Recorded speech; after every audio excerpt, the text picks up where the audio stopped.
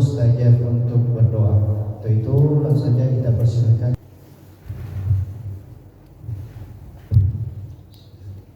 Assalamualaikum warahmatullahi wabarakatuh. Waalaikumsalam warahmatullahi wabarakatuh. Alhamdulillah allazi ahyana ba'dama amatana wa ilaihi nusyur. Asyhadu an la ilaha illallah wahdahu la syarika lah wa asyhadu anna Muhammadan abduhu wa rasuluhu la nabiyya ba'dah. Allahumma salli wa sallim ala Muhammad wa ala alihi wa ashabihi ajma'in. A'udzu billahi minasy syaithanir rajim. Bismillahirrahmanirrahim. Wabtaghi fima ataka Allahu ad-daral akhirah wa la tansa nasibaka minad dunya. Shadaqallahu adzim. Kita bersyukur kepada Allah atas segala rezeki dan nikmat-Nya. Pagi ini kita harus selesai melaksanakan sholat subuh. Mudah-mudahan apa yang kita niatkan dan kita lakukan ini dapat lebih membaikkan kita di hadapan Allah Subhanahu wa taala. Amin ya rabbal alamin. Salawat dan salam kita sampaikan juga untuk junjungan kita Rasulullah sallallahu alaihi wasallam. Bapak Ibu, mohon maaf karena agak berbeda dengan tema yang ditetapkan tadi, karena ada hal yang menurut penting. Kita ini manusia diciptakan oleh Allah sudah sampai pada tahap yang sempurna. Amin. Laqad khalaqnal insana fi ahsani taqwim. Kata Allah, kami sudah menciptakan manusia itu pada sebaik-baik bentuk. Jadi kita ini makhluk yang paling sempurna. Kesempurnaan manusia itu bisa dipahami dalam berbagai sisi. Pertama, dari sisi tahapan kehidupan yang kita lalui. Kalau di dalam surat Al-Baqarah, kita ini sebelumnya tidak ada mati. Wa kuntum amwatan wa ahyaakum, lalu dihidupkan. Kedua, zaman kita ini, kehidupan kita sekarang ini tahap kedua. Summa yumitukum, setelah selesai kehidupan ini masuk tahap ketiga, masuk pada alam kubur. Summa yuhyikum, di alam kubur itu belum selesai, akan masuk tahap berikutnya, akan dibangkitkan nanti. Lalu apakah sudah selesai waktu itu? Belum. Di akhirat itu prosesnya ada yaumul mizan, ada yaumul hisab. Akhirnya nanti summa ilaihi turja'un. Kita akan kembali kepada Allah pada akhirnya semua. Ada yang kembali ke nerakanya Allah, ada yang kembali ke surganya Allah Subhanahu wa taala. Berbeda dengan hewan. Kalau hewan itu kehidupan di dunia ini mati selesai. Apa yang dilakukan hewan tidak dipertanggungjawabkan. Nah, kita manusia akan kita pertanggungjawabkan, dan kita akan mendapatkan pahala dari setiap kebaikan yang kita lakukan. Dari situ kita melihat, situlah kesempurnaan manusia. Yang kedua, dilihat dari segi proporsional. Bapak Ibu, anggota tubuh kita ini adalah ciptaan Allah yang paling indah, yang paling sempurna, dan pembentukannya sudah sedemikian sesuai dengan keadaan kita. Tangan kita, jari kita ini, coba kalau seandainya tidak ada ruas-ruas ini kan susah kita ini. Kalau ada ruas-ruas ini kita makan enak, kaki kita melangkah. Itulah keindahan, itulah kesempurnaan. Di sisi lain, kesempurnaan itu ini yang paling penting, bahwa kesempurnaan kita ini terletak ketika Allah ingin menciptakan, mengeluarkan kita ke bumi ini, memasukkan kita ke bumi ini. Kita ini sudah membawa misi tertentu. Misi itu adalah mempertuhankan Allah. Wa ashhadahum ala anfusihim alastu bi rabbikum. Ketika Allah menciptakan keturunan anak cucu Adam, lalu Allah meminta kesaksian atas diri mereka, atas diri kita ini. Di seolah-olah Allah kumpulkan kita ibu, bapak-bapak, wahai manusia, coba bersaksi dulu atas dirimu terhadapku. Apa kesaksiannya? Alastu bi rabbikum. Kata Allah, bukankah aku ini Tuhanmu? Kata Allah. Jawaban kita, qalu bala syahidna. Benar ya Allah, syahidna. Kami bersaksi atas itu.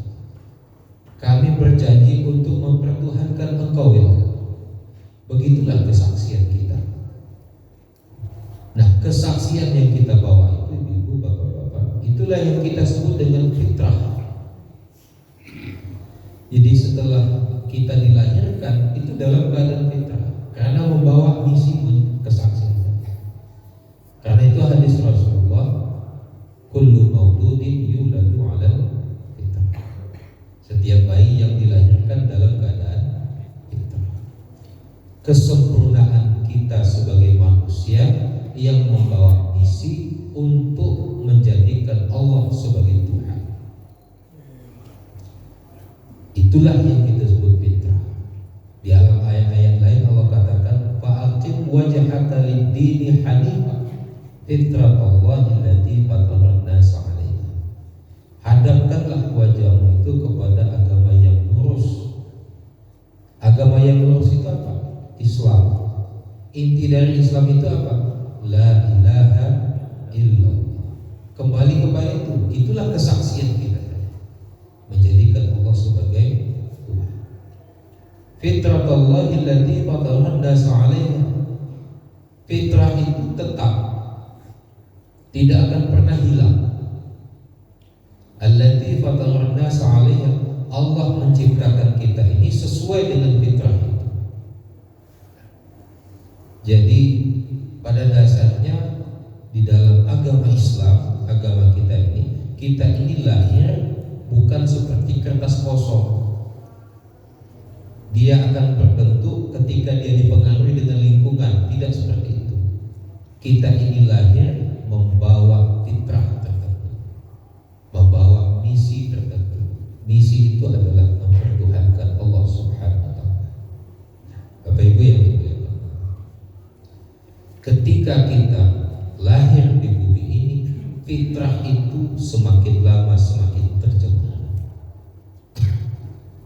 Kualitas fitrah manusia itu ketika hidup di dunia ini semakin berkurang kualitasnya. Kenapa? Karena banyak dipengaruhi oleh keinginan-keinginan nafsu. Karena banyak dipengaruhi oleh dosa-dosa. Karena banyak dipengaruhi oleh kelalaian-kelalaian. Dari diri kita, dari dalam kita ini, fitrah itu dia terhambat oleh nafsu manusia. Ketika nafsu manusia menguat, maka fitrah itu mengamuk, sehingga ketaatan manusia tidak lagi menjadi seseorang yang taat kepada Allah. Ada orang mengatakan itu kan pengaruh dari luar, Pak. Kan dua-duanya, Pak. Dari dalam iyo, dari luar iyo. Yang dari dalam itu apa? Yang dari dalam itu menguatnya nafsu manusia. Yang dari luar itu apa? Banyak sekali. Apalagi di Pak. Ketika kita menghadapi persaingan hidup atau manusia menghadapi persaingan hidup, dalam persaingan itu ada saling menjegal, ada saling menjatuhkan,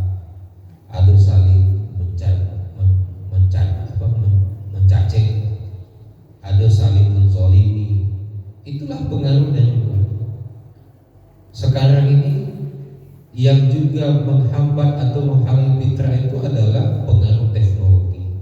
Ini lingkungan juga Pak. Kita tidak bisa menyangkal bahwa hari ini kita sedang terjajah oleh teknologi itu sendiri. HP ini seperti dua sisi mata uang Pak. Android, satu sisi dia memberikan manfaat, tapi di sisi lain dia bisa memberikan pengaruh negatif kalau seandainya tidak memiliki modal yang kuat. Setidaknya kita melihat Ibu bahwa berapa banyaknya sekarang ini orang waktunya habis menghadapi Android. Coba kita bandingkan Pak, kira-kira kalau orang baca Al-Quran barat kalau lamanya Pak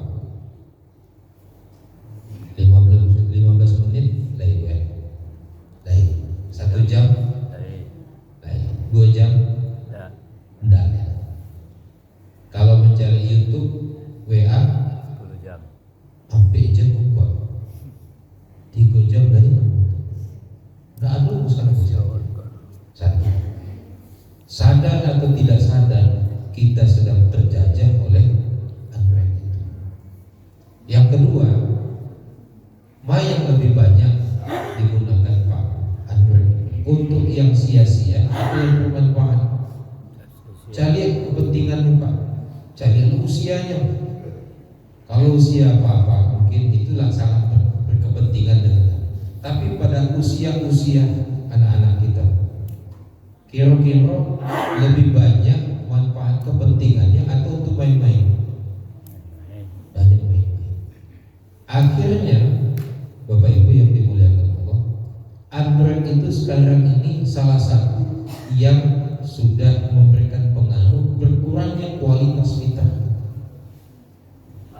Kenapa? Karena pada akhirnya orang sudah sangat bergantung kepada Android. Coba kalau seandainya anak kita pergi sekolah tinggal HP-nya, pikir Pak dijangkui itu, Pak aku marah. Apa-apa ibu-ibu itu juga, yang ibu-ibu pergi ke kantor, tersasar pagi itu pergi ke kantor, rupanya tinggal HP. Sampai di kantor baru tahu, tinggal HP. Biasanya. Tapi biasanya dia nyuka sak kusuk Pak. Mati HP tadi. Tidak sempurna kerja. Artinya sudah sangat bergantung kepada HP. Akhirnya pulang. Itulah sekarang ini kebergantungan orang terhadap Android. Nah, Bapak Ibu yang dimuliakan, ini juga memberikan pengaruh terhadap fitrah. Nah, oleh karena itu Bapak Ibu yang dimuliakan Allah, keadaan seperti ini tentu saja harus kita perhatikan. Karena bagaimanapun juga ada sisi lain dari kehidupan kita yang pada akhirnya akan memberikan kegersangan batin, yaitu kehidupan rohani kita. Nah, tercemarnya fitrah kita itu pada akhirnya kita ingin mengembalikannya. Sebab nanti di ujung Ramadan ini Ibu Bapak-bapak, kita akan Idul Fitri. Apa artinya Bu? Idul Fitri apa artinya? Kembali fitrah. Nah, kembali fitrah itu tidak otomatis. Ada proses yang harus kita lalui terlebih dahulu sehingga sampai pada tahap kita menjadi fitrah kembali. Nah, proses itu inilah yang kita lakukan di bulan suci Ramadan ini. Sepertiga malam kedua, sepertiga minggu kedua ini harusnya kita lebih menguatkan motivasi kita untuk apa kita melaksanakan puasa di bulan suci Ramadan ini. Memang ada ibu bapak sebagian ustaz menyampaikan Ramadan ini bulan maghfirah, bulan rahmat, bulan itu minannya. Itu hadisnya memang palsu Pak. Hadisnya tidak sahih. Tetapi terlepas dari hadis itu, ketika kita memaknai Ramadan ini bulan maghfirah, tidak ada salahnya.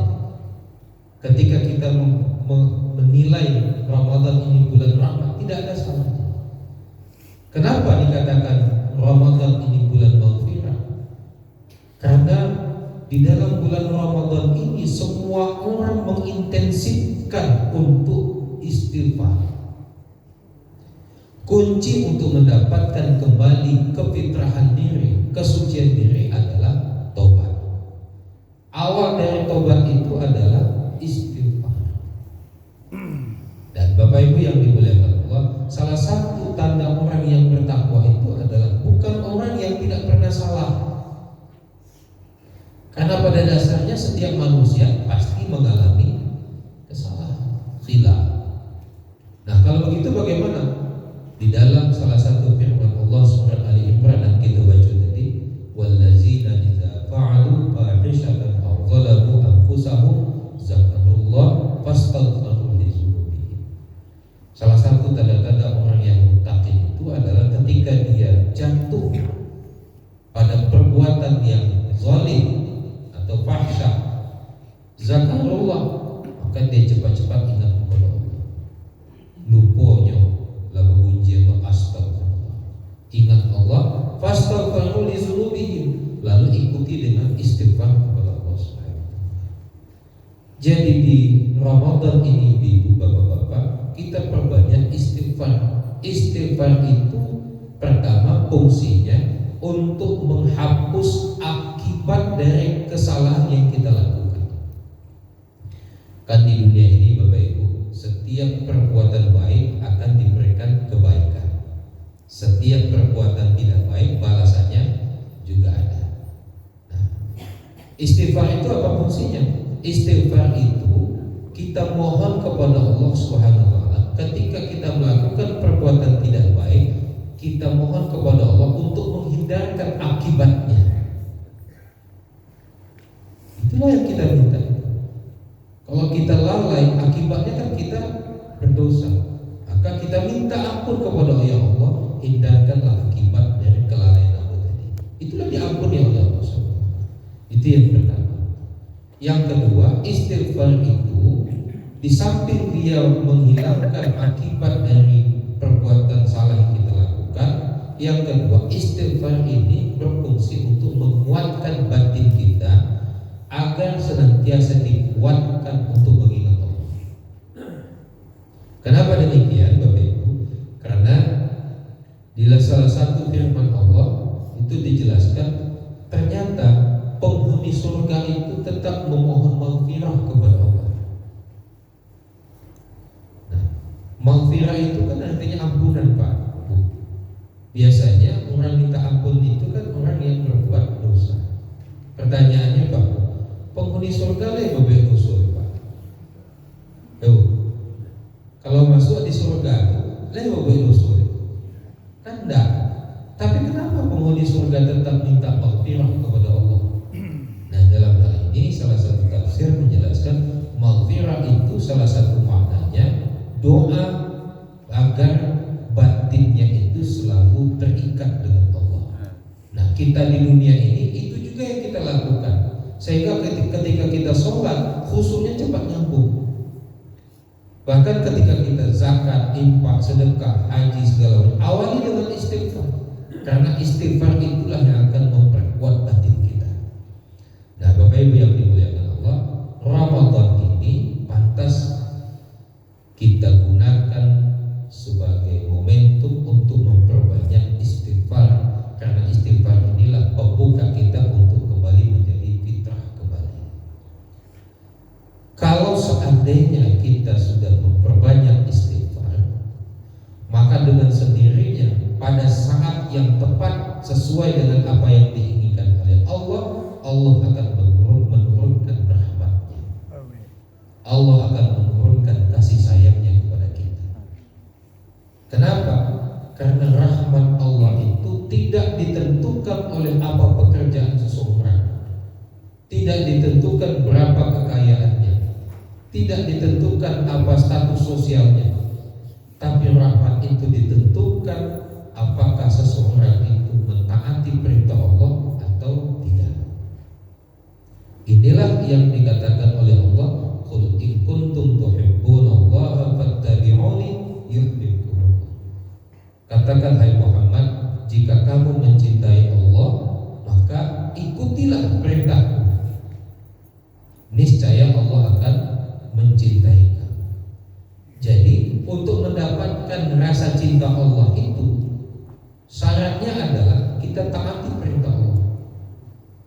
Ketika Allah itu mencintai kita, disitulah rahmat Allah diturunkan kepada kita. Tapi dengan catatannya apa? Memperbanyak melakukan perintah Allah Subhanahu wa Ta'ala. Karena itu Ramadan ini kita perbanyak juga untuk melakukan setiap perintah yang Allah berikan kepada kita sebagai cara kita untuk mendapatkan rahmat Allah Subhanahu wa Ta'ala. Kalau seandainya kita sudah banyak istighfar, terlatih kita istighfar, lalu kemudian kita merasakan kasih sayang Allah dalam kehidupan ini. Ketika kita merasakan kasih sayang Allah dalam kehidupan ini, maka tidak ada satu ketentuan Allah yang turun kepada kita kecuali itu hal yang baik. Sebab Pak, dalam pikiran manusia kadang-kadang menilai yang datang ke awak ada yang baik, ada yang tidak baik. Misal, ketika dapat nikmat, baik tak menurut manusia? Apa? Kalau dapat rezeki, elok tak? Elok. Tapi ketika dapat musibah, bah. Sebagian orang kan, wah aku keputusan kau, wah keadaan kau yang dah rancang mana bagi aku. Tapi kalau seandainya hubungan kita dengan Allah sudah didasarkan pada prinsip rahmat, kasih sayang, maka di dalam pikiran kita apa yang diberikan Allah kepada kita ini bentuk kasih sayang Allah kepada kita. Kasih sayang Allah itu bisa saja dalam bentuk pemberian rezeki, bisa saja dalam bentuk teguran kepada kita. Kalau kita berak karena itu banci itu sayang, kan kita berak karena itu bukan benci, tapi karena sayang itu supaya dia lebih baik dari sebelumnya. Itulah kalau seandainya kehidupan kita ini didasarkan pada prinsip rahmat. Jadi kalau rahmat Allah itu sudah turun kepada kita, apa yang Allah berikan kepada kita, apakah itu nikmat, rezeki, musibah, ujian dan segala macam, itu bagian dari bentuk kasih sayang Allah kepada kita. Kalau seandainya kita senantiasa zikir, rahmat turun kepada kita, maka kira-kira Pak, orang yang model itu bebas dari neraka atau masuk neraka? Bebas, masuk surga. Itulah yang kita katakan itkum minan nar. Jadi maghfirah, rahmat, itkum minan nar itu rangkaian yang mesti kita lakukan di dalam bulan Ramadan ini. Dengan begitu pada akhirnya nanti insya Allah kita akan merasakan kembali menjadi fitrah sesuai dengan apa yang sudah diciptakan oleh Allah sejak awalnya. Mudah-mudahan bermanfaat. Lebih dan kurang mohon maaf. Wabillahi taufiq wal hidayah. Wassalamualaikum warahmatullahi wabarakatuh. Waalaikumsalam warahmatullahi wabarakatuh.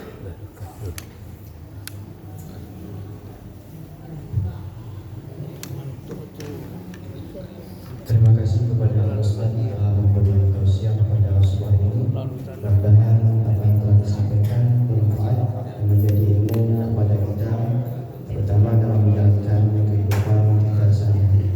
Kemudian selanjutnya untuk atau sebagian untuk pada sebuah ini untuk keranjang masjid sebanyak Rp100.000, kemudian yatim sebanyak Rp75.000, kemudian duafa sebanyak